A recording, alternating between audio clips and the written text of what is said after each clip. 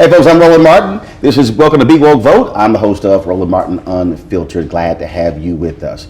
By 2043, America will be a nation majority people of color, and of those minority groups, Latinos will be the largest group. But the issue is they'll have demographic numbers, but will they maximize their voting power? Well, that's a concern of my next guest. She has been always focused on that issue and others as well. So welcome, Salah Haneo. What's happening? Thanks, Roland.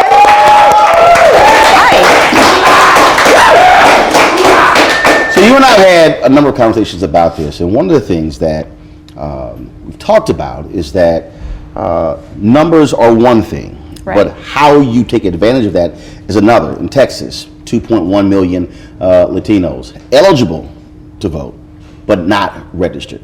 That means they are sitting on power, but not using it. Right. I think there's a two-part problem to this.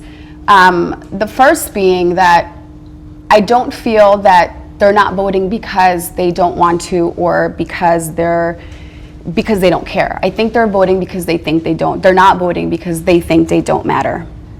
When you get naturalized in this country and you become a citizen and you're eligible to vote, I experienced this with my mom. The first time I took her to vote was when she voted for Obama, for President Obama. 2008, 2012. The first time you ran. Okay, got it. Second time you ran. Okay. Yeah.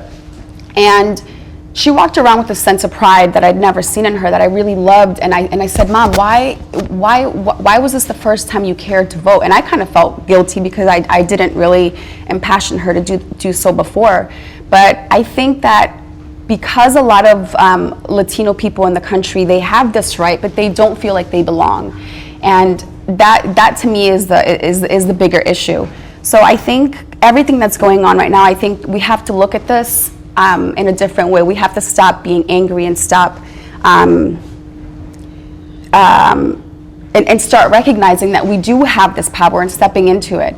So the story with my mom that I was telling you, I think what I'm trying to get to is we have to try and get to young people and make them matter, especially Latinos, because like you said, we're the fastest growing demographic in the country. I myself talk to people all the time. They're like, the kids in my family that are now eligible to vote, they're like, yeah, but it's just such a big task. It's so overwhelming. And I'm like, yeah, we're not changing the world in one day. We're just trying to make a small difference, and you do matter. Your vote does matter. Well, and one of the things that I have consistently talked about in all of these different interviews, in speeches I've given across the country, is that we also have to connect the dots to get folks to understand that you want this and desire this, but do understand it happens. There's an action here. that needs to take place, right? And so that's the problem with young people. That's the problem with millennials. I think that we're in a society right now where we, and myself included, we see issues, we see the problem, and we complain about it, but we stay in that place. And I think that we're entering a different era, and I think that these things are all happening for a reason. I think that they're so glaringly obvious and they're so devastating for a reason, because we should all wake up, because our collective American dream is at stake. It's not just Latinos, it's the fabric of this country that we grew to love, and what we believe this country is and what other countries look to us for. Would you also say that one of the issues is that what you're dealing with is, so let's just compare two different groups.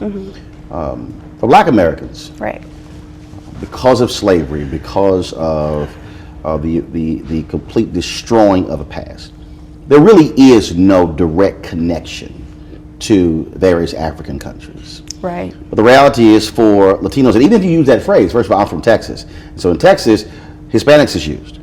Other parts of the country, they say, no, call me Latino. Other folks call me Chicano. And so you also sort of have that going on. There's a connection with country as well. Right. And so if you're from Mexico, if you're from Colombia, if you're from any other particular country, it's, yeah, I'm here, but I'm also from there. As opposed to, no, this is my country. I'm involved in everything here. I think that's also something that's also at play. It is at play, and it's unfortunate because it happens even when we're not talking about politics. I think that Latinos, the word, it's very divided, because we all have this allegiance to this other place that we came from. But I believe that that's not helping us. That's not unifying the country. We need to come together and understand that this is where you're raising your kids. This is where you're paying taxes. This is where you're living. This is your country. This is where it matters. So as opposed to saying I'm Colombian, right? I'd had this conversation last night. I'm American Colombian. I love Colombia. I was born there, but this is where my family is. This is where my memories of my childhood. This is the country that I love, that I call home. So this is the place that I have my allegiance to. This is who I care for, the people that I care for, my family that one day hopefully I will raise will live here. And I honestly, Roland, I think that there's a bigger thing happening here. I think that there's an awakening of a more conscious society, and I think that's why we have Donald Trump here and his all of it. That's why it's all here, because it's, I think, and I don't know, I think that we're being awakened to a bigger thing, and it's to just have more empathy, to care more. And millennials they're the ones that we need to, in all capacities, reach and have them understand that that they matter and that they should care about the future of the country and how and in the direction that it's moving, because right now we have a very racially divided country. Like you said, Latinos are the fastest growing demographic, and they don't think that they matter, and that to me is the sad part. And so everything that's going on from the NFL players kneeling and 3,000 people, displaced Puerto Ricans coming to the tri-state area, I think all of these things are this is probably the most important election that we've had in a long time, and I get so impassioned by it because there are so many things that have happened that if we don't see them for what they are, this is just going to continue to get out of control. And 2011, the MLK Memorial was unveiled on the Mall in Washington, and I was asked to participate in a series of conversations around the country called the Table of Brotherhood. And that was a part of one of Dr. King's speeches. And I remember we were in Las Vegas, and we had a different group of people. We had folks who were Native American, who were Asian, who were Latino, who were African American, who were white, different folks who were on this panel. And we began to talk about the May Day protest and these massive numbers of Latinos all across the country, in Los Angeles, in Chicago, in Houston, these massive marches. So we were talking about that, and one of the things that I said to one of the Latino entrepreneurs, I said, here's the issue. You had these massive marches. I said, but you did not have an action plan after the march. And everybody kept talking about, oh, the great thing about this is we don't have one leader, and it was all these DJs who were sitting here hyping it up. And I said, and I told the guy, I said, the mistake you made is that you did not take the power of the feet of the people who were marching and then translate that into the quarters of power. And he didn't want to have to concede it. And he said, I think you're right. He said, we had these huge marches, but then once it was over, now how do you move the people to actually make real what they were marching about? And I think that's where I think leadership comes in, to actually begin power is not given, it's taken. So we have to, like, things like this, and people taken being held accountable. Like me sitting here and having this conversation with you is great, and having conversations at my dinner table and calling my friend and saying, did you just hear what just happened, or did you hear what this guy said? It just doesn't matter. They don't matter if we don't individually go out there and hold ourselves accountable. I myself have, yes, I've done it on Instagram, and I've tried to be very vocal on it on my social media. But if I don't actually say, hey, I'm gonna commit to registering 10 people to vote. And that's the thing, I think, is we get so hung up on the big picture, and this, the big picture matters, but it only matters when we all do small things. That's how it happens. That is the action plan. It's not, hey, let's just post on Twitter and post on Instagram, because yes, social media is huge, we know it, but like you said, we have to actually get out there and walk the walk. But see, but the thing, what you just said though is, and which I believe is the one thing people are absolutely afraid of, it's accountability. Yeah. Because see, I can easily post it. Yeah. But when you say, I am going to register 10 people, that means that I'm going to have to get up, and even if I'm not a registrar, I'm going to have to take folks there. Or go online. It's just absolutely. Right. Yeah. But that means I'm going to actually say and ask the question, are you registered? If you're not, okay, we're going to register you right now. Okay, what do you mean right now? I'm real busy right now. No, we're going to do this right now. I just did it with my best friend last night. Yeah, she was at my house and she said, I saw you posted. I said, yeah, are you registered? She's like, no, I just moved. But like I said, deadline is October 22nd. You have no time. You have to. She's like, oh, wow. She went home. She's like, I just registered. So it's a matter, I think, that people live. See, you let off the hook. I would. Were y'all together? Yeah, we were together. Say, I would have been like, no, you're doing it right now. Oh, because yeah. because what happens is it's sort of like when I'm raising money for charities, folks will say, okay, so there are envelopes that are on the table, and okay, pick the envelope up, and okay, and drop it off. I said, no. I said, no. Right now. You don't let money leave the room. I said, no. You're gonna bring the envelopes just like in church. You're gonna bring the envelopes up to the front right now. And so I think we have to be that bold to say, no. I'm not gonna count on you. Wait till you get home, and then you might forget. Here's a laptop. Here's a phone. Right now. I mean, and this is the time to do it. There's aren't there 3 states that have 3 potential black governor? Yeah, Maryland, Florida, and Georgia. We have Latino legislature. I mean, this is a time for us to make history and to have people that share our ideals and our vision for the country and to move it forward. And if this isn't when we do it, the opportunity, and then there's no coming back from this, right? If we don't control, okay, let me ask you a question, Roland, because I am not as politically well versed as you may think. Go ahead. So, what happens if we don't tip the tables at this election for 2020? What happens if the tables don't get tipped? Like, give me real things here. Well, first off, there's a very clear plan by Mitch McConnell and Republicans to flood the federal bench with right-wing judges. That means judges who are going to rule against many of the issues that we care about. Right. And so you talk about the Supreme Court with Brett Kavanaugh. Yeah. Okay. And then Gorsuch. Okay. So that's the top of the court. But then you have the appeals court. Then you have the federal district judges. And we're going to flood all of that with what they did. They blocked. So when Trump said, "Oh, Obama didn't care about judges. I've appointed 145," they blocked 100 judges. They keep blaming Harry Reid for the nuclear option. No, because McConnell blocked basic federal judges under Obama. And so they want, and those judges are there for a lifetime. And they are purposely appointing people who are 40 and 42 and 45, very few over 50, because they want them there for the next 25 to 30 years. Right. That means that by 2043, when we are a nation majority people of color, you're going to have individuals who are still on the federal bench who don't look like us, who don't have our same values, determining what is lawful and what isn't. So you got that.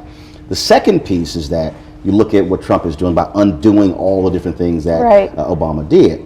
Again, those are far-lasting policies because it's harder to put something back that has been changed. So you have to now go back and, so let's say if a Democrat is elected in 2020, you have to now go back and, okay, put all these things back together.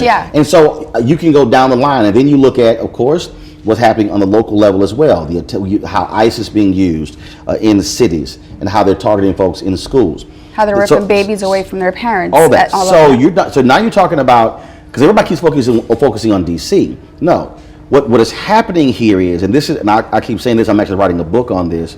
What is happening is, if Trump and the GOP are not stopped in 2018, in the midterms, this white fear that they have the white fear is of a nation of black and brown people. Right. Being in power. That's its power. This is all. This is my hands are cold.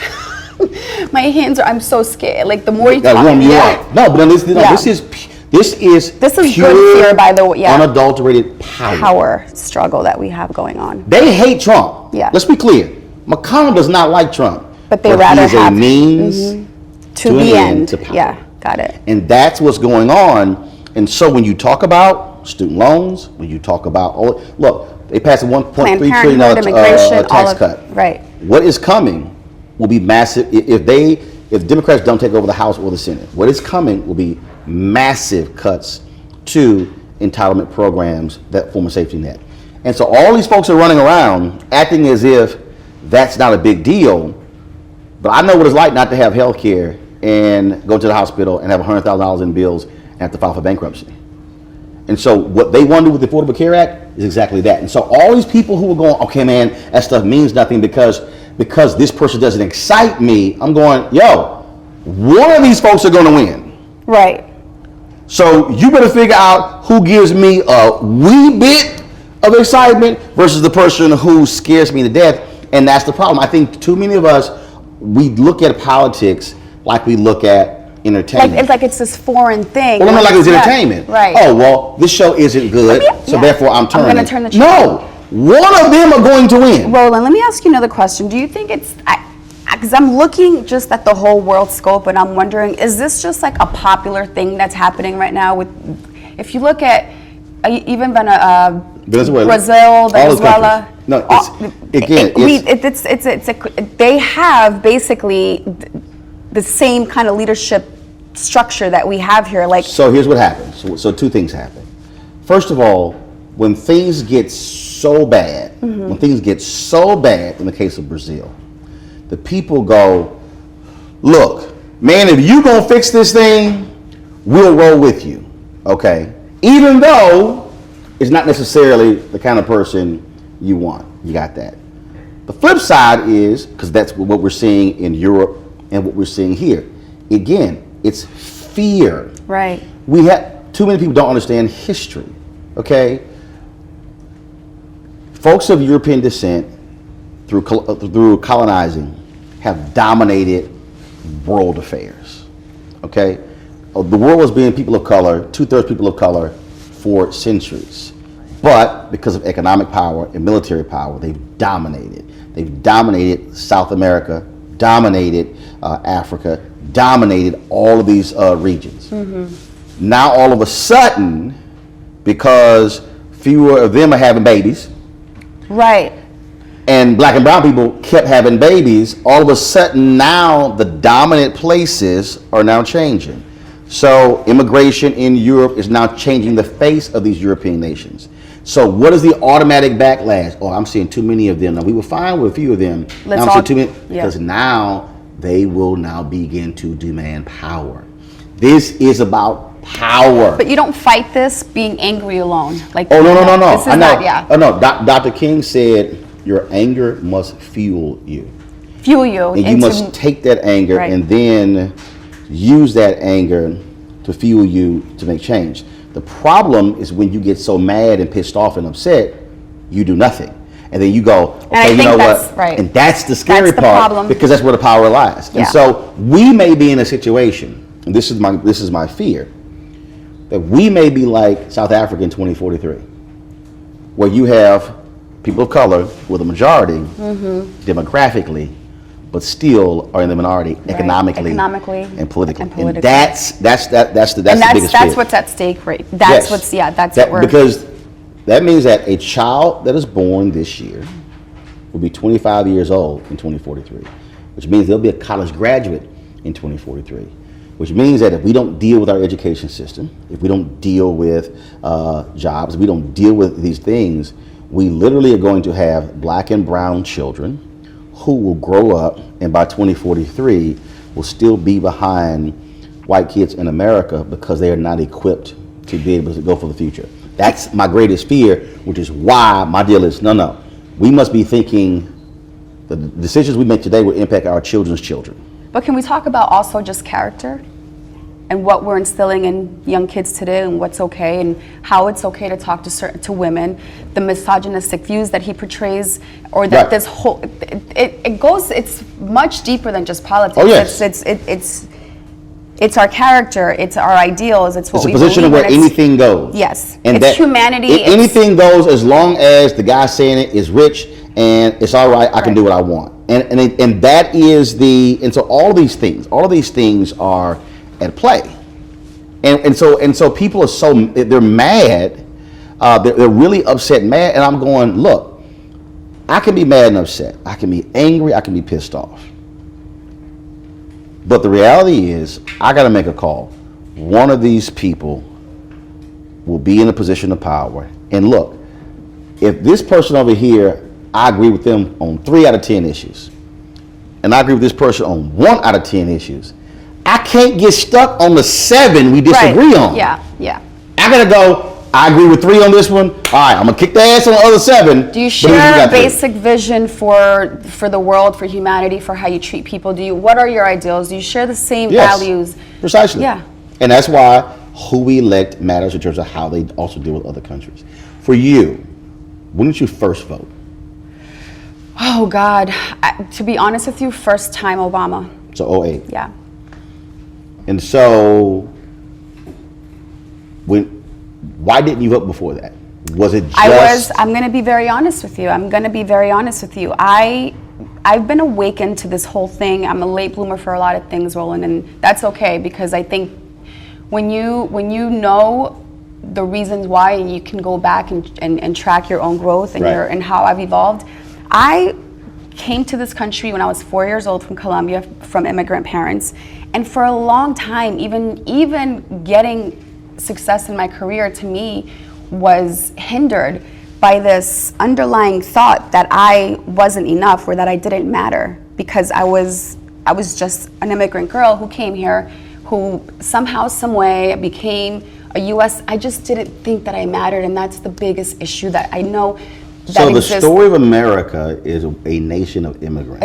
But I understand that now, and that's why, look, I'm getting impassioned talking about it, because I know that mindset so very well. They don't think they matter, and they don't think that people care that they vote or not, because this isn't their country, that they don't belong here, and they're being fed this same rhetoric by these people every day.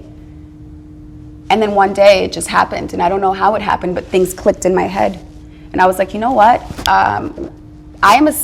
First of all, I'm a human being first.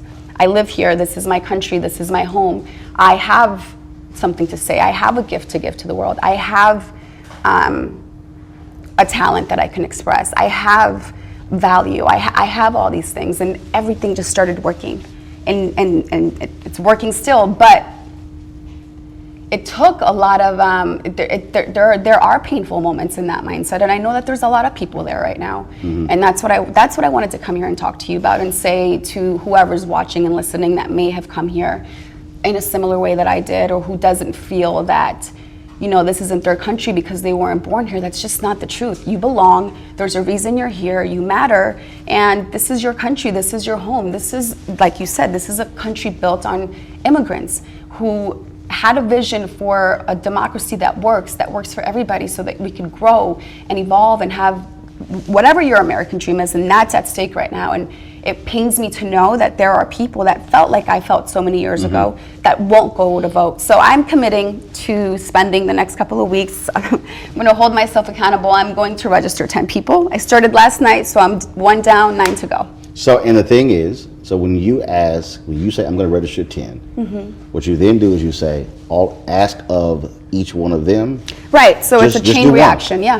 You're like, look, you have to do 10. Yeah. I want you to at least do 1. Yeah. Because now you register 10. Yeah. And ask those 10 to do 1. Now there's 20 people. And it's just little things, and they add up. And I also learned that it's like the job seems so big. Oh, we got to overturn, and we got to win the House back, and we got to impeach let me not even say that. But it's just like, it seems so, the odds are so big, but it matters when everybody comes together and everybody does their part. It's like being on set. It's like right. Beautiful chaos. It seems like when you get here, it's like, okay, who's doing, but everything works because everybody's doing their part. And at the end, we have this. So So I've been doing this, everybody I've talked to. You almost did it, but we're going to put you under the clock. Oh, no. Oh, yes. I don't like this. Please don't. Oh, I'm really you'll be all right. You'll be all right. You get over it. Don't worry about it. Roland, you'll survive. I'm so scared. No, you'll survive. So here's the test. You have come upon a young person. You've come upon somebody who's middle age or who's older. They've never voted. Mm-hmm. Let's say you are hopping out of the car trying to catch a flight, and you run to them. And you have 30 seconds. That's all you have. 30 seconds to convince them why they must vote. What do you say in the 30 seconds? Sir, ma'am, you must vote. Oh, Go. God. Okay, sir, ma'am, you must vote because everything that you grew up believing that was true about our beautiful country is at stake, because your grandchildren depend on you, because it depends on how they will grow up, their character, who they become, because... Oh, because you're doing good, Roland. Because you matter, and because you're smart and beautiful, and because you belong here, sir. Because we are counting on you, and our future, our kids need you. And God, I'm struggling here. You're fine. That's 28 seconds. You did it. What bang, that was it. That was it? Okay. That was the message. I got 28 seconds. You had two left. Damn. So you could have breathed. I sold myself short. Okay. Folks, give it up for Zalahania. Thanks, bud. Thank you. Hey fam, I want you to like, share, and subscribe to our YouTube channel, youtube.com/Roland S. Martin. And don't forget to turn on your notifications. You want to support Roland Martin Unfiltered? Be sure to join our Bring the Funk fan club. Every dollar that you give to us supports our daily digital show. There's only one daily digital show out here that keeps it black and keep it real as Roland Martin Unfiltered. Support the Roland Martin Unfiltered daily digital show by going to RolandMartinUnfiltered.com. Our goal is to get 20,000 of our fans contributing $50 each for the whole year. You can make this possible. RolandMartinUnfiltered.com. Hey fam, want to check out Roland Martin Unfiltered, the blackest show on all of digital, cable, and broadcast. Check out our audio podcast. There's only one daily digital show out here that keeps it black and keep it real as Roland Martin Unfiltered. Press play.